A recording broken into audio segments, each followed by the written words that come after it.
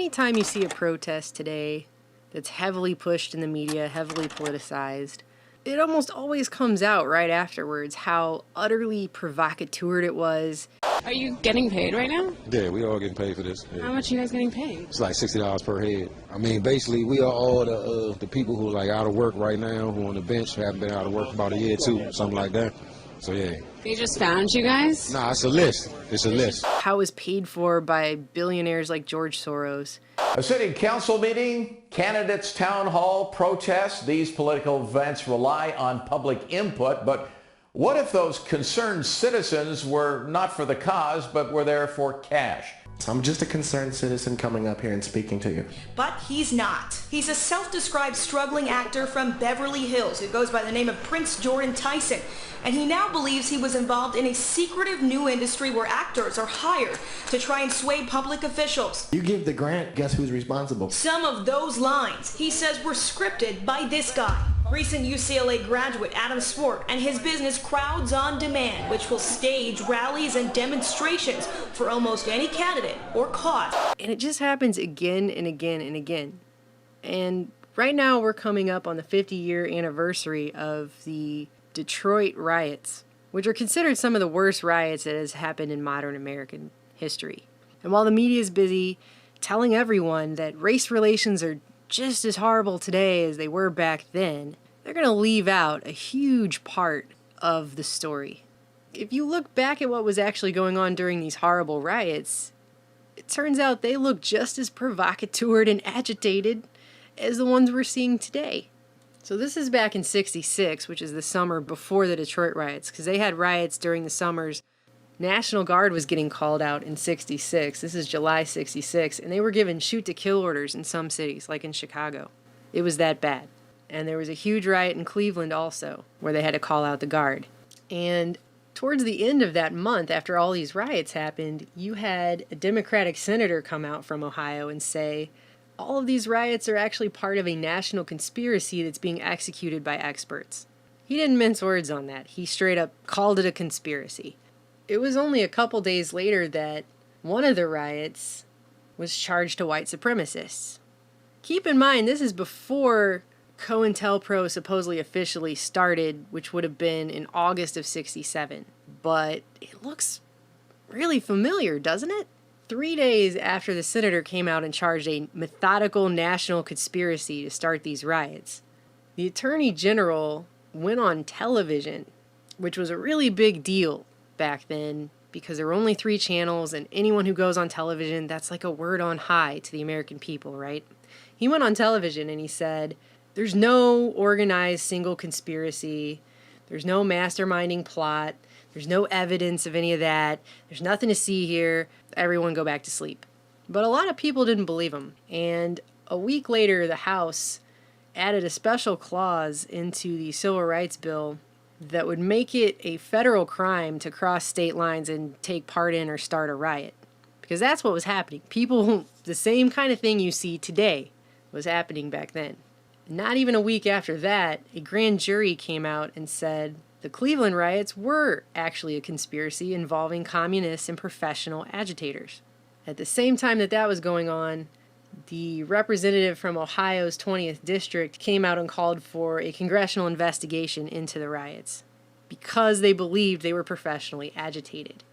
By the time you get to Detroit the next year, and this is a timeline of the Detroit riots in '67 from the Detroit Free Press, all you have to do is read the first 2 events on the timeline and it sounds provocateur. So on July 23rd, you have this place called the Blind Pig, but it was also the United Community League for Civic Action, and it was under surveillance. And at 3:35 a.m., you had an undercover police officer slip into there, and 30 minutes later, they just started rounding people up in there, 85 people, and loaded them into patrol wagons. Keep in mind, this is at a very heated moment politically for the country. It's in a predominantly black neighborhood. Does it not sound provocateur to you? So they just went into this place, the United Community League for Civic Action, and started rounding people up. Well, that pissed a lot of people off, and that's what started the riots. It wouldn't come out until several years later that the CIA was actually not only giving intelligence training and riot gear and training and surveillance and counter-sabotage to local police departments in all of these areas where these things were going on. But it also came out that Army intelligence units were politically spying on American citizens during that time.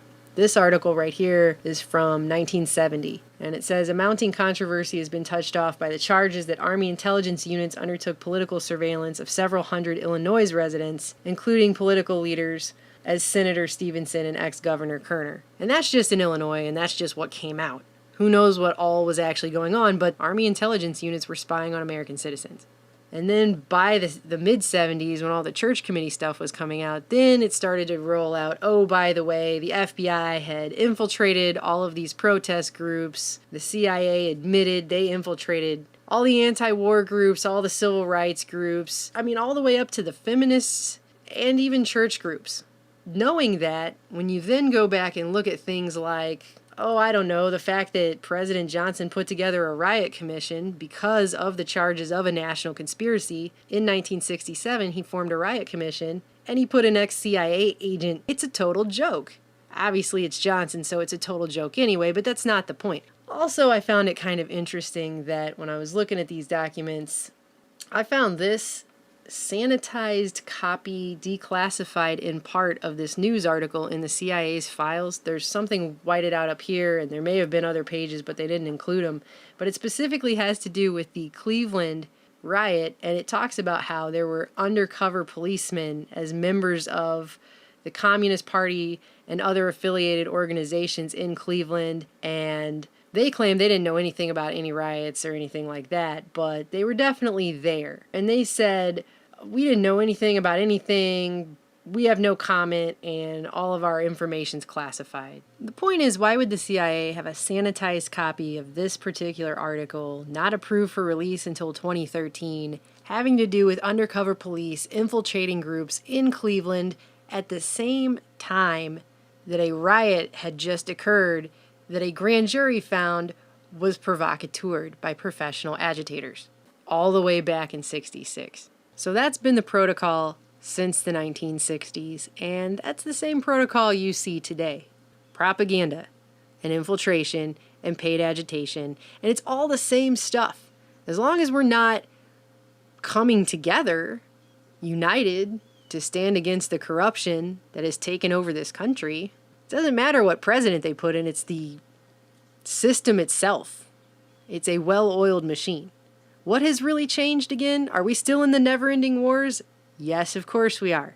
Do we still have a burgeoning police state that now has a huge advocate in the White House, even bigger than Obama was? It doesn't matter, though, because it's the same agenda going back to the Bushes and the Clintons and even past that. It's the same agenda, and it just continues. It doesn't matter who the president is.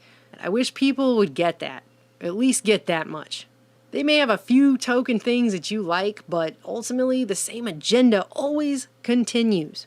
We're still at war. We still have a burgeoning police state. Economically, what has really changed? Not a whole lot. The can will just continue to get kicked down the road, and the problems will just continue to get blamed on the previous administration, because the agenda itself will not change. But as long as they can keep pushing our buttons and keeping us fighting amongst ourselves, then they can ensure that any legitimate protests and the real problems that we all face together, regardless of race, religion, sexual identity, all the stuff they're trying to get us to fight about right now, will be quashed, and that the corrupt status quo will continue.